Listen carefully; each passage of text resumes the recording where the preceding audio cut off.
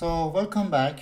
In this lesson, we're going to write the reset function. That is the one that runs on these two methods, reset4 and reset6. It also runs once we start our game and at the onCreate mode.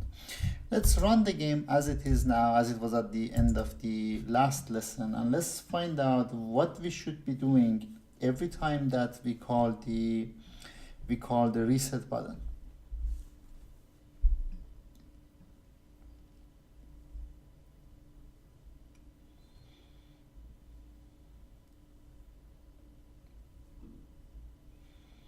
All right, let's say our game is running and we are in the middle of the game and the game is being played on a 4x4 mode, and now we want to switch to 6x6. These are the different things that should happen. We should set the background of our game view to be a 6x6 mode. That's the first thing we have to be doing. Then the next thing that we should be doing is we have to make sure that the grid maker or the tile maker method is actually running on a 6x6 mode. We have to make sure that if we have, we definitely do have our timer running, we have to make sure that our timer resets back to 0.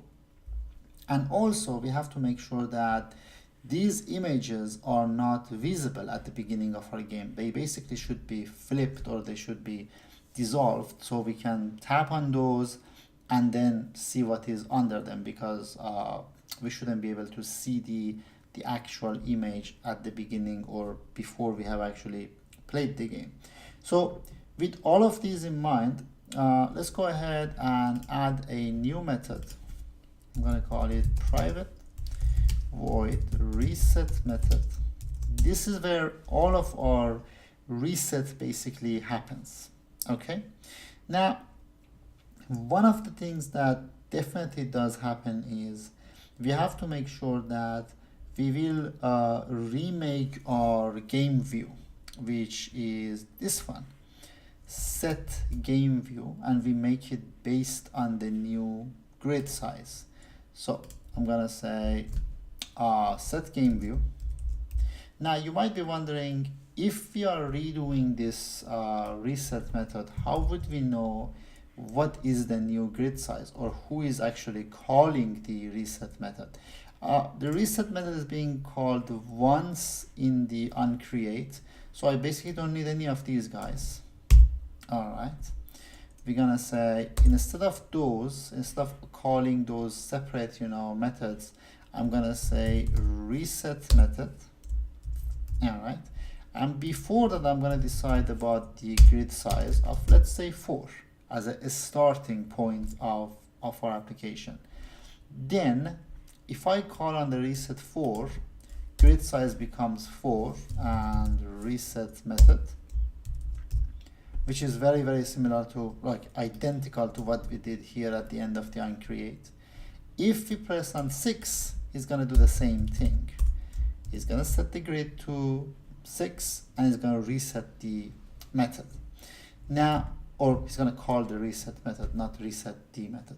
It's going to call the reset method. Now that we called the reset method, first thing is we go to reset to set game view, and obviously here we're going to make it based on 6 and 6, and everything else works accordingly, which is exactly what we expected to happen. Then we're going to go in here and we're going to say the next thing that I want you to do is I want you to do the tile maker method. So another group of tiles are being made, and that's great. We then want to say you do the randomize method. So you call up all of those randomize functions to make sure that our blocks are randomized. We then want to go ahead and start a timer, or basically reset our timer. I'm gonna do a few cleanups. Those are a little bit difficult to show you in here, but I can tell you why we have to do them. Imagine before doing the timer, I want to do those things because they are not, they're more, more appropriate for this section.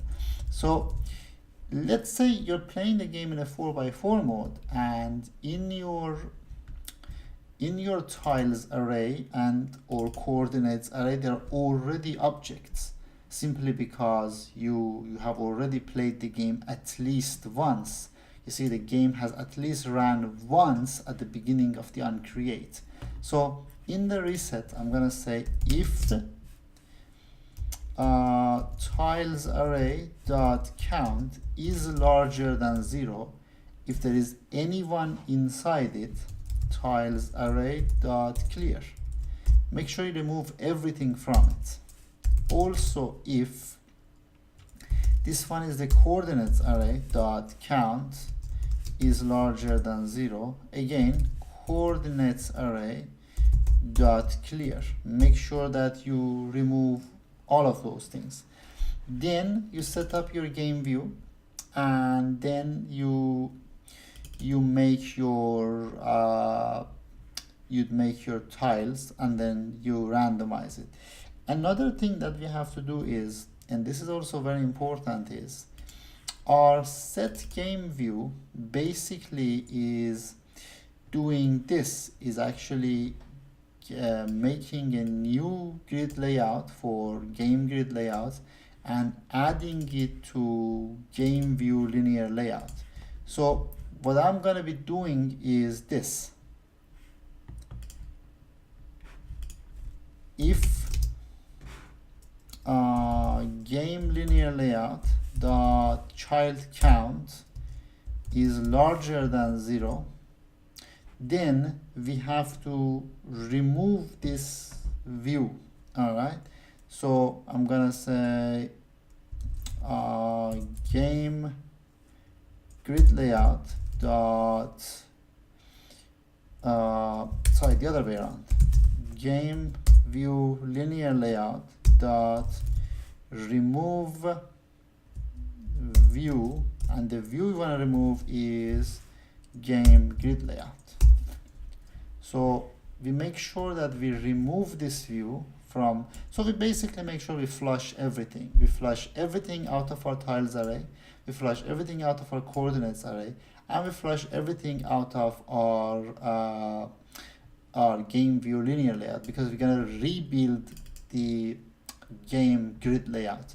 Also, you probably noticed that this coordinates array is now empty, simply because in the randomize we keep going through it and we keep removing stuff from it. So we don't really need to do that, but I'd like to do it just so that I'm following the right principle, basically. So with these set, let's go ahead and run the application, make sure we don't have any errors or haven't made any major mistakes. Is everything working? Yes. Okay, so now this is sitting in a certain setting, and I press the reset, and we got another setting, and again another one, and I'm gonna press the 6x6. Yes, so my simulator is very slow for some reason, but don't worry about that. So now again we go back to a 4x4. Excellent. And every time the scene is being cleared out and these new objects are sitting in it, and that's working exactly as we expected to happen. But we also said that we shouldn't be able to see these images, so let's go ahead and do that. After we make our tiles and after we randomize them, it doesn't really matter at which point you do that, but you gotta do it. I'm gonna say for image, for each image view, any in tiles array, you're gonna say any dot set image source or something like that. I'm getting confused between developing iOS stuff these days, a lot of those, and set image source resource is resources dot get identifier. and the identifier wants three different values: name, definition type, and a package. So name is gonna be very easy. That is the name of our image, is called no image. I think this is a problem here. We cannot have someone with a capital letter. I think in the resources you guys have, this is already modified, so I already fixed that for you. So no image.png, that's the way that we want. Let's just, I don't know what that error was, but actually I know, but doesn't matter. No img. All right, so the name is no img. All right.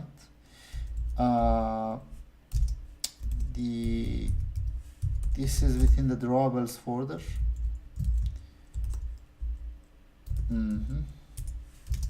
And it's the same package name, and that's about that. So for any of the image views in our tiles array, we do this.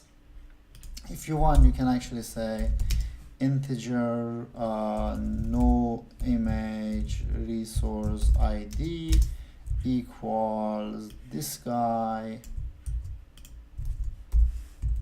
and no image resource id is the resource for that.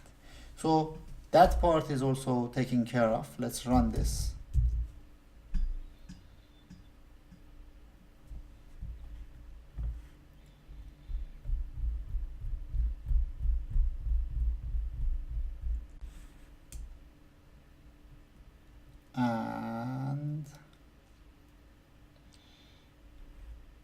And for some reason this simulator actually crashed and opened another one. I don't know why, but anyway, now we are seeing our images correctly. So that's that. I think this is a good place to pause in here. I'm gonna come back to this method really quickly in the next video, and I'm gonna add the timer method. All right.